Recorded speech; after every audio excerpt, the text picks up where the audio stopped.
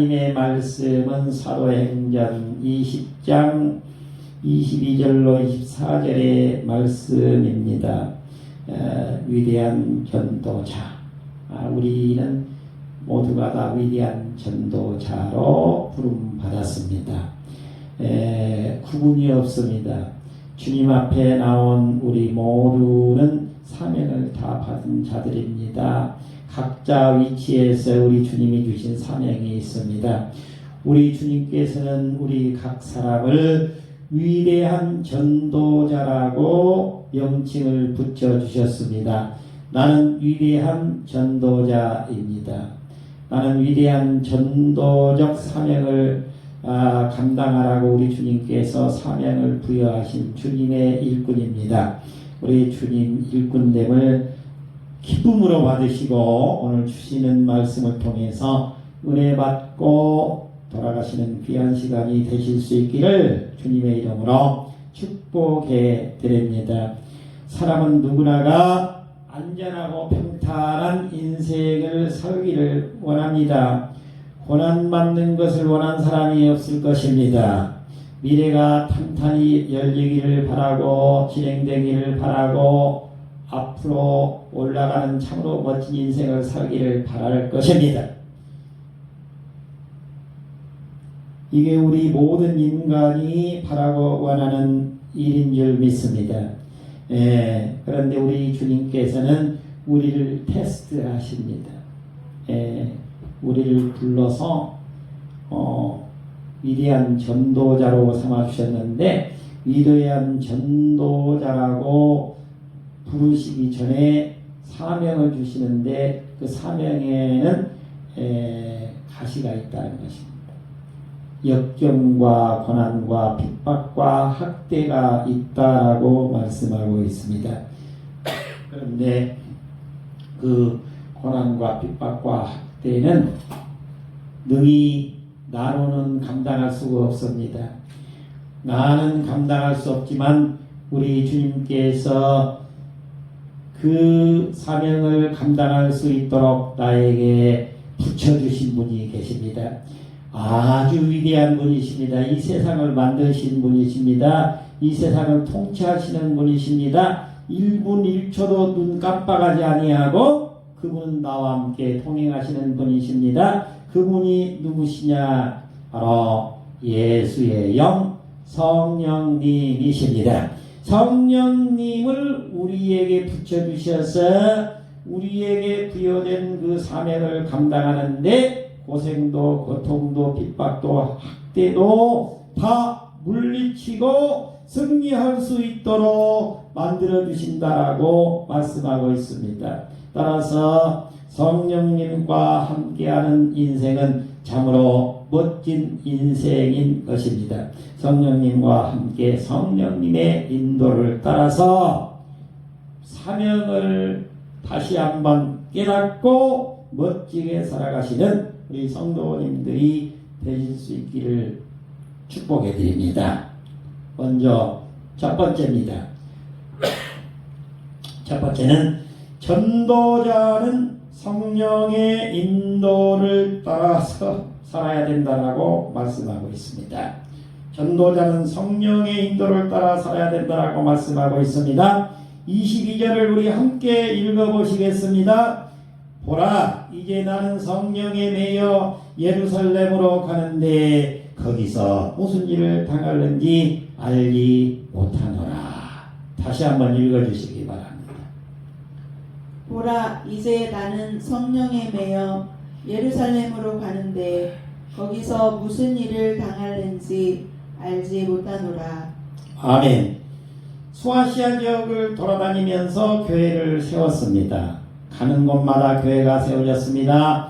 아시아 쪽으로 나오려고 전도하려고 했습니다. 아시아라고 하면 당시에 아시아라고 하면은 어느 쪽을 말하느냐 하면 페르시아 또는 인도 쪽을 말하고 있는 것입니다. 페르시아 쪽으로 오늘날 이란입니다. 이란 또는 그 인도 쪽으로 향해서 전도 영역을 확대하려고 할 때 우리 주님께서 그쪽으로 가지 말고 유럽으로 가라고 말씀하셨습니다. 발걸음을 유럽으로 바로 인도하셨습니다. 바로 유럽으로 인도해서 유럽에 들어간 나라가 마케도니아 지역입니다. 바로 첫 번째 그곳에 당도했던 곳이 빌립보입니다. 바로 빌립보로 해서 베레아 지역으로 해서 데살로니가 지역으로 해서 교회를 순차적으로 세우게 되었습니다. 그곳에서 쫓기면서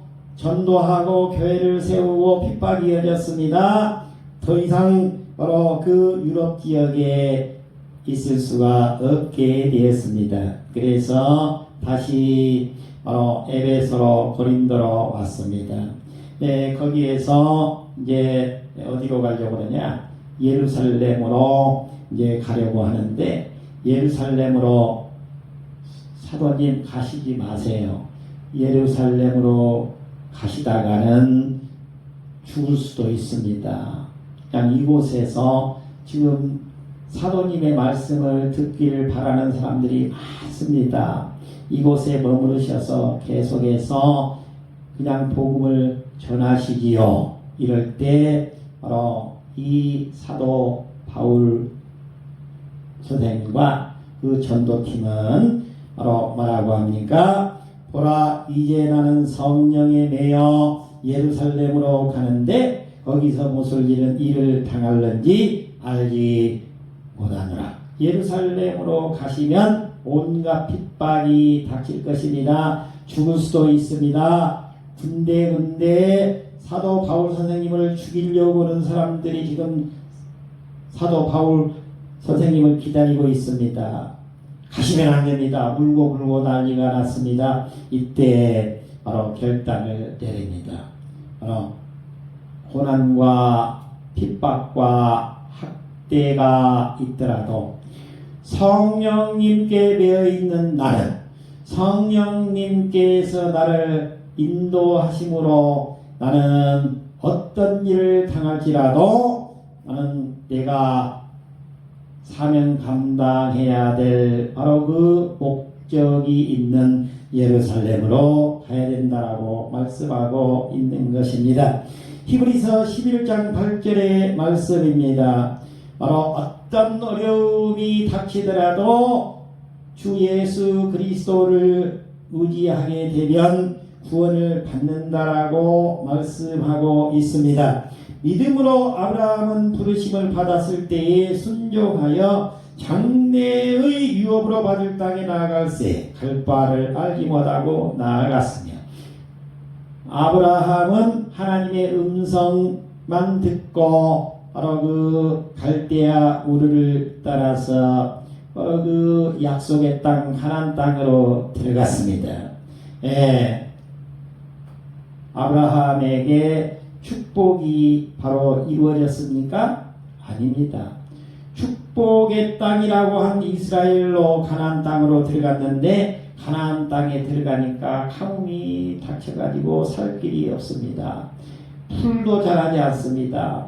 바로 가나안 땅에 더 이상 머무를 수가 없습니다. 애굽으로 내려갑니다.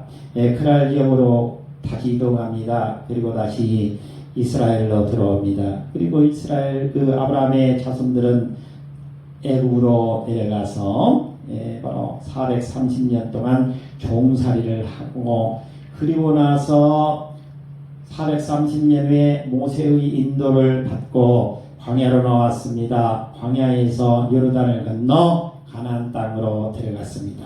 지금은 가나안 땅이 어떻게 됐습니까? 세계에서 가장 아름다운 땅 천국이 되었던 것입니다.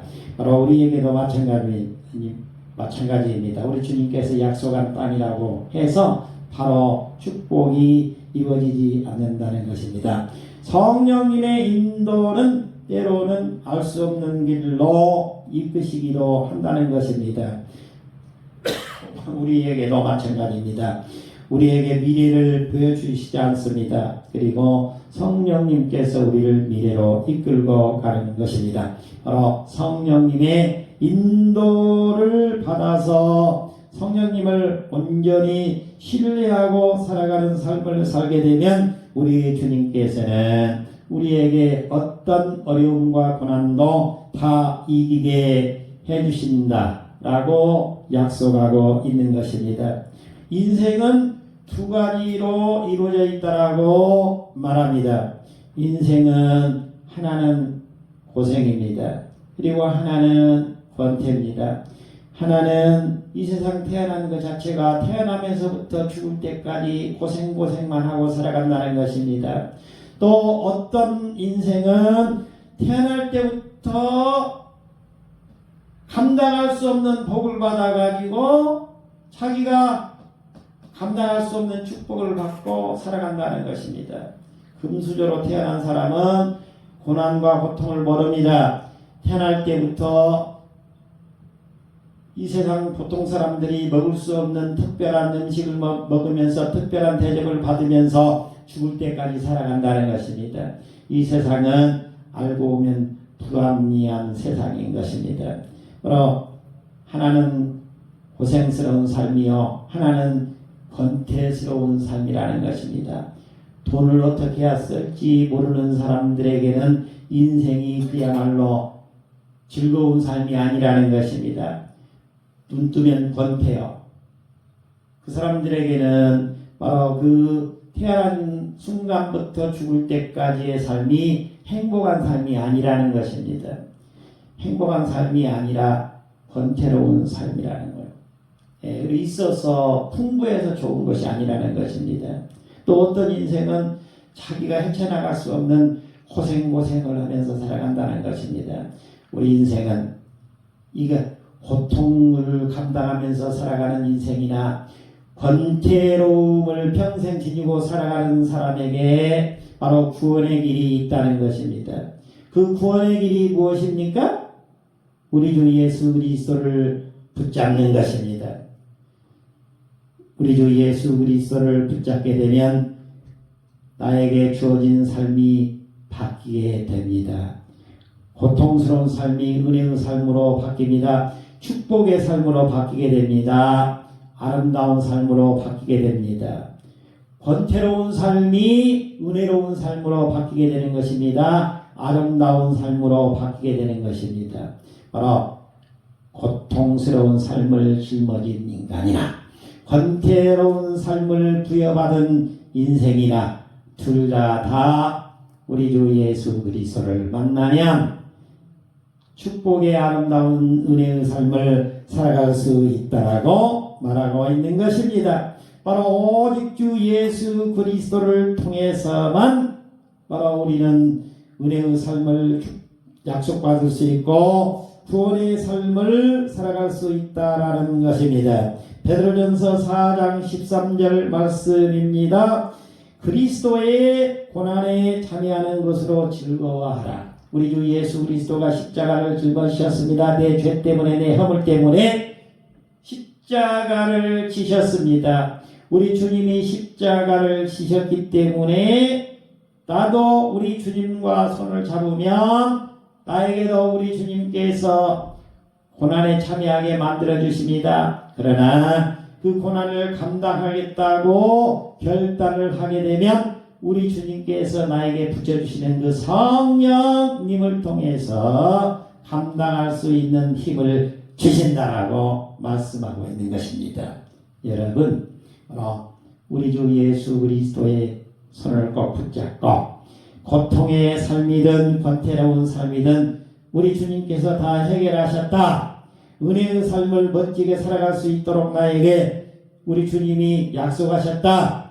우리 주님의 손을 꼭 붙잡고 멋지게 살아가시는 우리 성도님들이 되실 수 있기를 주님의 이름으로 축복해 드립니다.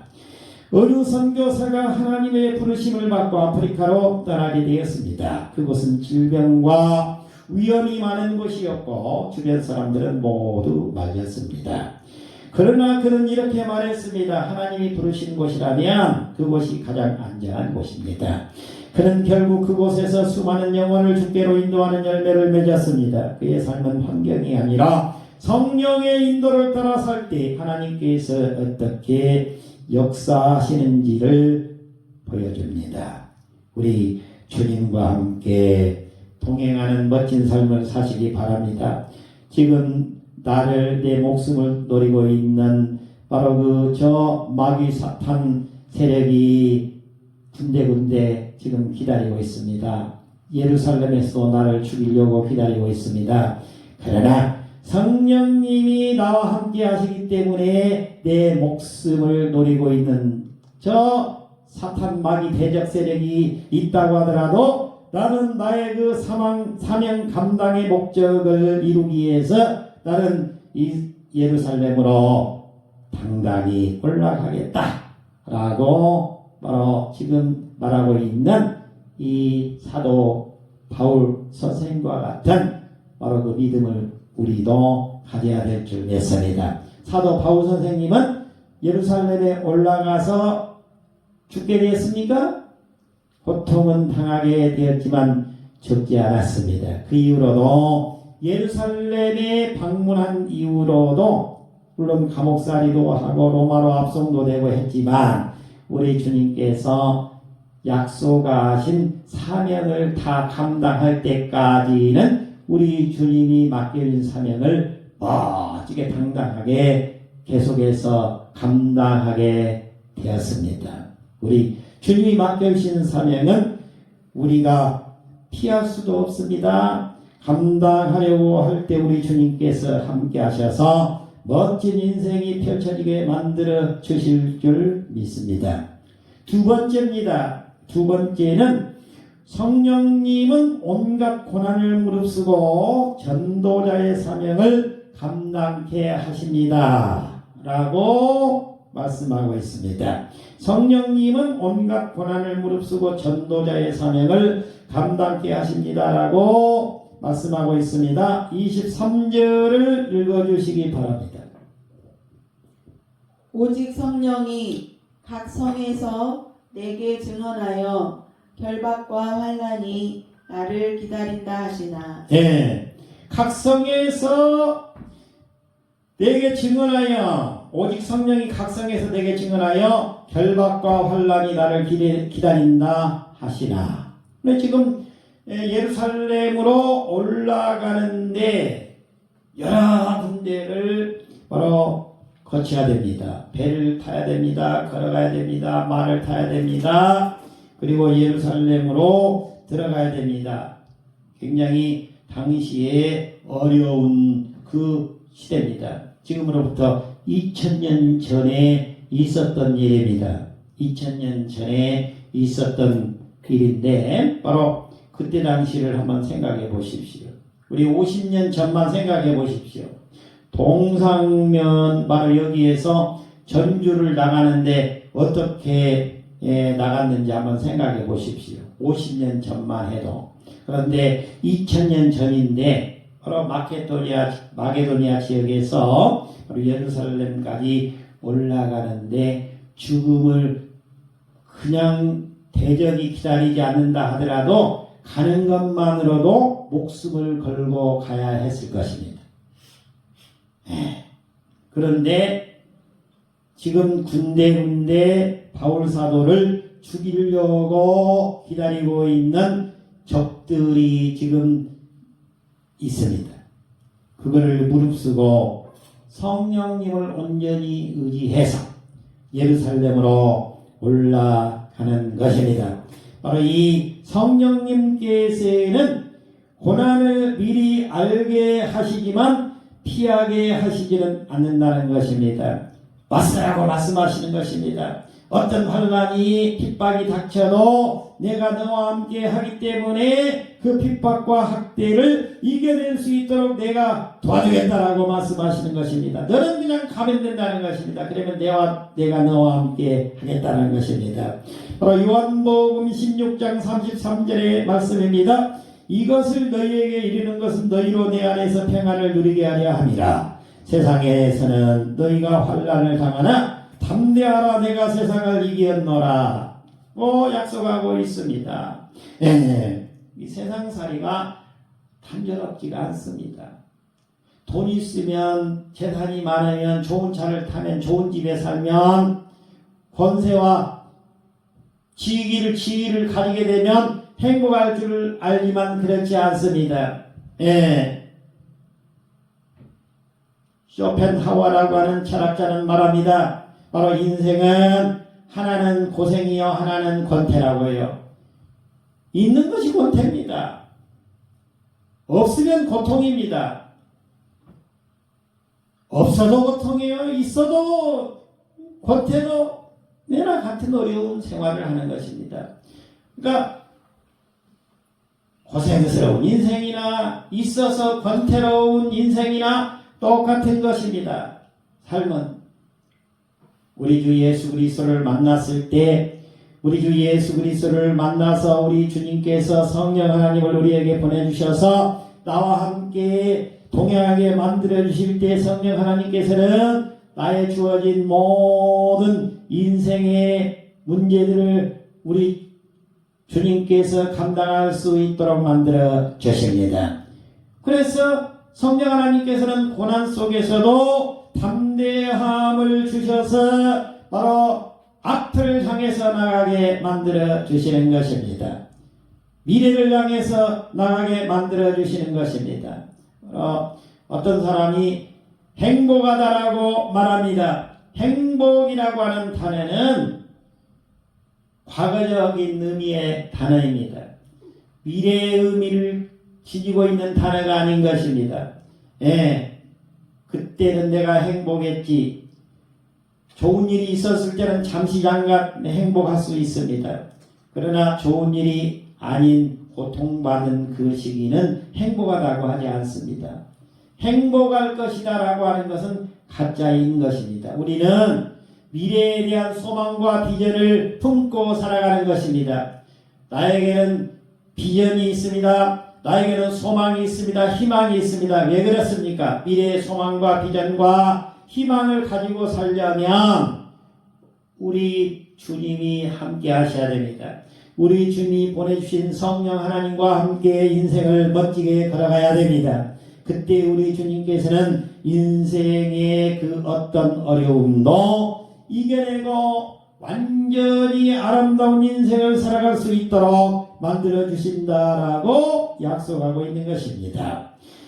짐 엘리엇은 남미 에콰도르의 아우카 부족에게 복음을 전하기 위해서 들어갔습니다. 그는 그곳에서 위험을 잘 알고 있었지만 성령님의 부르심을 따라서 앞으로 나갔습니다. 결국 그는 젊은 나이에 순교를 당했습니다. 그러나 그의 죽음은 헛되지 않았습니다. 그의 아내와 동료 선교사들이 계속해서 그 부족들에게 복음을 전했고 결국에 그 부족 가운데 많은 사람들이 예수 그리스도를 믿게 되었습니다. 짐 엘리엇이라고 하는 이 선교사는 생전에 이렇게 고백했습니다. 영원한 것을 얻기 위해서 썩어질 것을 버리는 사람은 어리석지 않습니다. 이처럼 성령은 고난을 피하게 하지 않으시고 오히려 그 고난을 통해서 하나님의 놀라운 열매를 맺게 해 주시는 것입니다. 여러분 주님의 약속을 온전하게 믿고 지금 당장 나에게 어떤 고장한 어려움이 있더라도 주님을 믿고 나가십시오.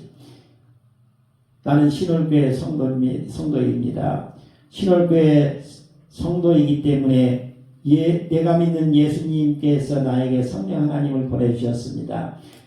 나는 성령 하나님과 함께하기 때문에 나의 이 크고자 하는 어려움은 우리 주님께서 감당케 해주실 것입니다. 내 인생은 미래에 큰 소망이 있습니다. 이런 믿음으로 나가시기 바랍니다. 우리 주님께서 그 인생과 함께 하십니다. 축복해 주실 줄 믿습니다. 주님을 온전하게 믿고 나가는 우리 성도님들이 되시기를 주님의 이름으로 축복해 드립니다. 세 번째입니다. 전도자의 사명 감당은 목숨 걸고 하는 것이라고 말하고 있습니다. 전도자의 사명 감당은 목숨 걸고 한다는 것입니다. 24절입니다. 24절 우리 함께 같이 읽어보겠습니다. 내가 달려갈 길과 주 예수께 받은 사명 곧 하나님의 은혜의 복음을 증언하는 일을 마치려 하면은 나의 생명조차 조금도 귀한 것으로 여기지 아니하노라. 다시 한번 읽어주시기 바랍니다. 내가 달려갈 길과 주 예수께 받은 사명 곧 하나님의 은혜의 복음을 증언하는 일을 마치려 하면은 나의 생명조차 조금도 귀한 것으로 여기지 아니하노라. 아멘.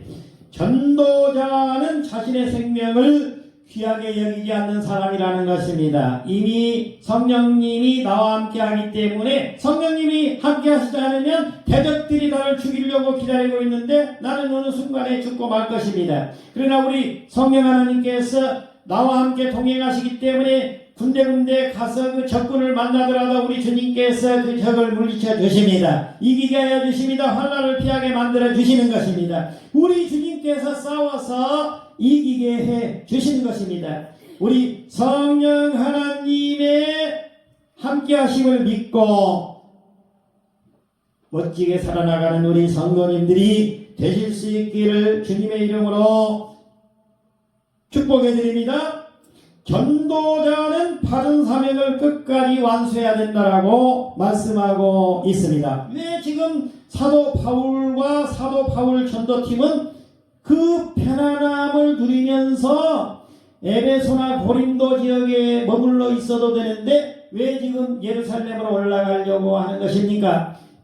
내가 받은 사명이 있다는 것입니다. 예루살렘으로 올라가서 내가 해야 될 일이 있다는 것입니다. 여기서 해야 될 일이 아니라 예루살렘에 가서 내가 해야 된다고요. 내 목숨을 앗아가려고 하는 적군이 지금 기다리고 있다고 하더라도 우리 주님께서 나를 불러주셔서 내 안에 보내주신 성령 하나님과 함께하기 때문에 우리 주님께 나는 내 목숨을 맡기고 예루살렘에 올라가서 내가 해야 될 일을 할 것입니다. 우리 주님께서 나를 지켜보아 주실 것입니다. 이 담대한 믿음이 있었다는 것입니다.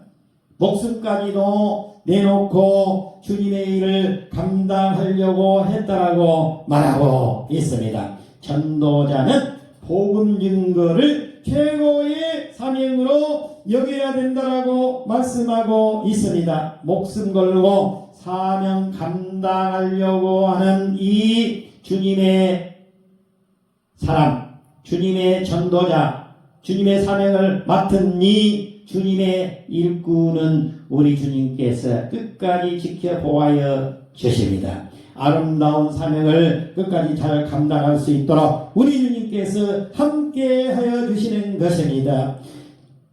로마서 1장 16절의 말씀입니다. 복음에는 하나님의 의가 나타나서 믿음으로 믿음에 이르게 하나니 기록된 바 오직 의인은 믿음으로 말미암아 살리라.